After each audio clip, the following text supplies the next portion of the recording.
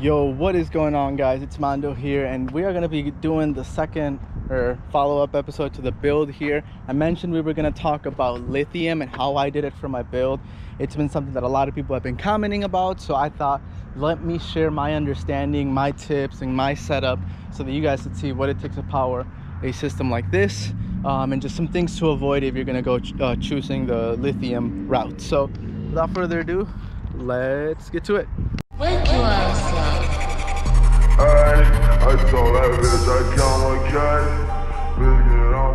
Alright, so first and foremost, if you don't know what lithium is, I would just say stay away from it, okay?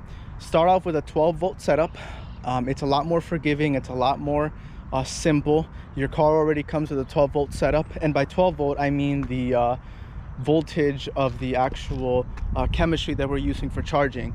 Normally your truck, once it's charging with the alternators, or a car, it's going to be charging at like 14 if you're on a 12-volt. So when I mean 12-volt, I mean just your typical whatever Joe Schmolt has in his car. That's a 12-volt setup 100% of the time. So if you don't know what lithium is, I would first do a lot of research. I'm going to give you some basic tips and examples of how it works so that you can kind of start somewhere. But if you're clueless, let's just say you're starting off, you saw some of my videos and you're like, I want to be bumping like that, this is like advanced, okay? I would not try to do this if you're just starting off. I've had a lot of research done into building a setup like this. Just stick to the simple route, which is just don't go lithium. So now that that's out of the way, let's explain the difference. Okay, so as I mentioned, lithium is a different voltage than your AGM. So what that means is these batteries, or this cell, or this power source, requires your charging voltage in your truck to be at a higher amount. That means that if you are just simply plugging it in with what you normally have, which is a 12-volt, and you try to use a 12-volt charging system in your truck to charge a 14-volt or a 16-volt setup, it's going to be very bad for your vehicle, because the cells or the chemistry is not going to be getting the proper charge or the right type of charge, and you're actually going to do a lot of damage to your vehicle and yourself. So do not just throw it in there and just hope for the best, okay? In my case here, I am on a 14-volt setup, and what that means is that I'm charging at a higher rate. I will show you how I'm doing that. And if you are going to go the traditional route, I'll just kind of explain that real briefly here so you could see what that looks like. I would buy a nice good amount of high amp hour batteries. This is a delete, and I'll get to what this means in a bit, but normally you'll see how many amp hours it gets. I would get myself maybe like a nice excess power from battery, and then for the rear I would get myself some sort of like really big 12-volt bank, right? So you could buy like an XP series excess power, which will connect just straight to each other. There's nothing fancy you got to do. You're not mixing chemistries. You're 12-volt to 12-volt, right? Or you can get like a 12-volt version of what I currently have, which is lithium Titan 8, which excess power makes. Those are the Titan 8, Titan 8. That's what I was going to originally use when I was going to be on a 12-volt setup. So those are examples on the setup for power that you need to have, and you need to have a lot of reserve power for you to have a good functioning healthy system. So even if you're not going to upgrade the alternator, because there's just so many aspects to this, alternators are going to produce more output. That's what actually gives the batteries the charge. So these are my alternators. If you're just starting off and you're going to be on a 12-volt setup and you're sticking to a stock alternator, I would add a second battery first. Forget capacitors, forget super capacitors, all that. Just get yourself a nice bank or a big battery in the back, and then just let your stock alternator charge them both up, or get a charger to charge them both up really high, and you're going to be having a pretty loud setup with, you know, a good amount of power, right? Don't go insane. So that's kind of like a little overview of what a nice little simple 12-volt setup could be. I could do another video on like a 12-volt setup specifically and what I recommend if you're starting off, but this is specifically for my lithium guys. So now let's talk lithium. A lot of lithium, and as far as I know, I'm still new, so you know, if I'm not entirely 100% right, correct me if I'm wrong, it's all right. Most lithium cannot be underneath the hood because lithium does not take high temperature well. So right off the bat, if you're going to be running lithium, you need to isolate everything to all be lithium. That means you can't have a 12 volt up here and then say, oh fuck it, I'm going to connect a lithium bank in the back and just wire together. Do not do that. You will mess your things up. So that means that once you go a certain chemistry of lithium, whether that's lithium titanate, CMAX, Skib, Plano, Yinglong, you need to only rock that. So for me in this case, this is a battery delete that Excess Power made. Excess Power makes amazing battery deletes. This looks so clean and it's super cheap. This was like 70 bucks or something like that. And they got them for all vehicle types because they just go off the shelves for the normal starter batteries that you would get for it. So if that's the route you're gonna do, I would recommend you get yourself a nice battery delete. There are certain starter batteries that are supposedly lithium that could be under the hood. I don't know if I would really trust that.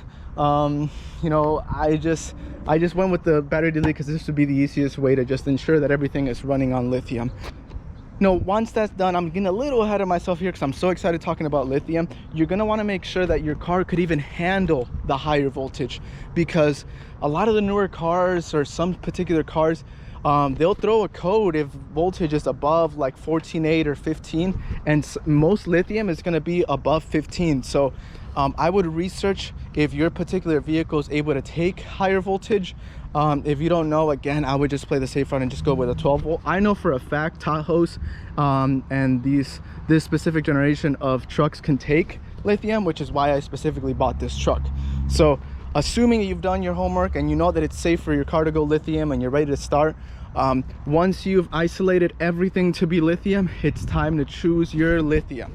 So there are many types of lithiums. I worked with someone named Itty Bitty Boom on Facebook, but there's other providers such as Northwest Lithium that will actually build a bank like this ready to plug and play, assuming that you've done the rest of your homework, and get you a type of chemistry of your choosing. There's options like Skib, CMAX, Yinglong, which is lithium titanate, sodium ion, Plano. There's a lot of options, and I don't know a lot about all of them, so I'm not even going to pretend or try to explain them. If you have specific questions like that, I would reach out to either of those guys. But I went with lithium titanate because from my understanding, it's a pretty forgiving chemistry. That means that it's pretty hard to mess up. And in this case, I have Excess Power's lithium cells. So I had to buy 24 of these, and I had to put them all in a formation. My installer did this for me, by the way, so it wasn't me myself, but you had to put them in a formation here with a board and create a balanced bank. So essentially this is just like a big battery. This is almost like what you would find inside a lithium battery. I'm not gonna get too much into details because I'm being honest, I don't know the specifics of how all this works. This is a balancer. To be honest, I don't even really know how this works either. My installer did this for me and he made sure that the cells were being balanced. Essentially, from my understanding, you have to have all the cells balanced at the right voltage because each of them is like 2.3 volts, so you want them to all be balanced. But those are things that, like I said, if you don't know, you know, maybe just do some research, and that's what I did. And I just outsourced that with my installer. So this powers the entire truck. There is runs from the alternator that come from the truck here, and they come directly to the lithium bank, and then there's grounds on the alternators up front, but this is grounded directly to the frame underneath there. You might be able to see it, might not. So this is the main power of the entire truck and the entire system. All right, so now that you've picked up your lithium type, you're gonna need to know what to power it to and how you're gonna get to that power. So well, you're gonna need most likely an alternator upgrade, and that means that you could either go to MacMan or JS alternators or US alternators, whatever vendor you want to go with. I went with MacMan because of their great reputation, their great customer service, and I had to figure out what voltage that should be charging at. That voltage, that bank should be charging at 15.5 to 15.8, no higher than 16. So if my truck is normally charging at 14.4, in order for me to increase the voltage to get that charging to 15.5 or 15.8, I need to do a 1 volt increase, and that is where this handy adapter comes into play. So This is connected to the power post of the alternator, and I don't know how the technology works, just trust me, this makes both alternators charge at 1 volt higher. So that means that when we turn it on,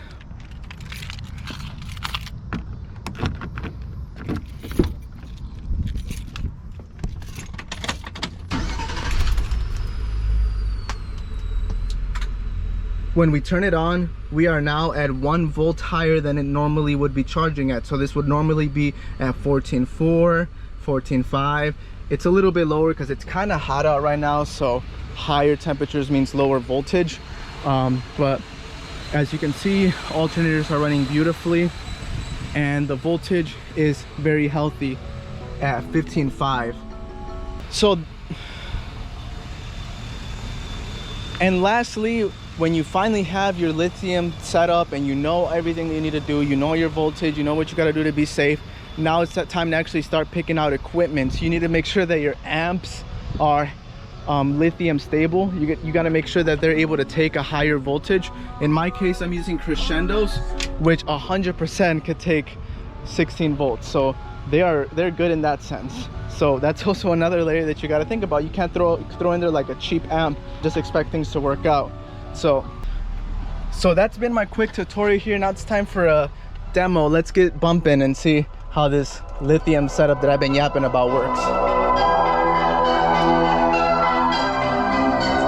got your bitch on my dick and I got money on my mind. If I see you, ain't no money on my line. Watch the people want the time. The reason why I have the hood up is because I'm letting air go through the alternators. I don't want them to get too hot.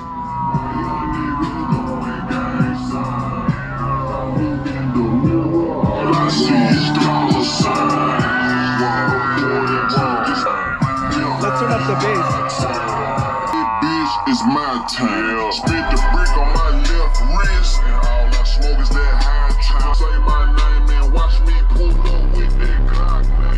1 foot in the trap, 1 foot in the rap, ooh.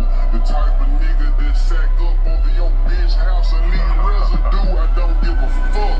Yeah, I'm real. Been doing this shit since high school. Don't give a fuck about my bitch feel, so fuck a nigga with an attitude. Soon as you turn on my screen, you smell that killer kush. Yeah, every time them niggas come around, I smell pussy. I'ma hit the way you a fella. Toe with clear rocks in my belt. I got your bitch on my dick and I got money on my mind. If I say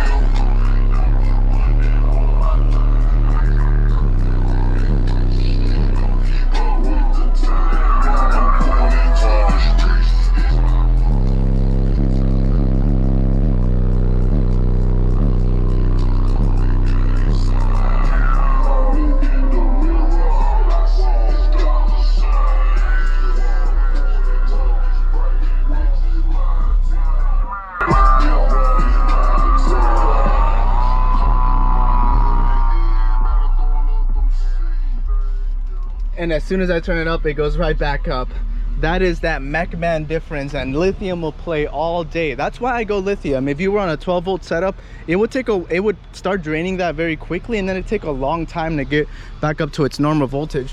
It's already getting back up to 15.4, and then before I know it, 15.5, and then ready to bump again. So that's been the video on lithium. I hope you guys found that useful. Again, I am still learning, so if I didn't explain something entirely correctly, I'm sorry, I'm learning. But I think that this is some good basic info that if anyone has questions on or could benefit from, it should be out there. So thanks for watching, and I'll see you guys in the next video.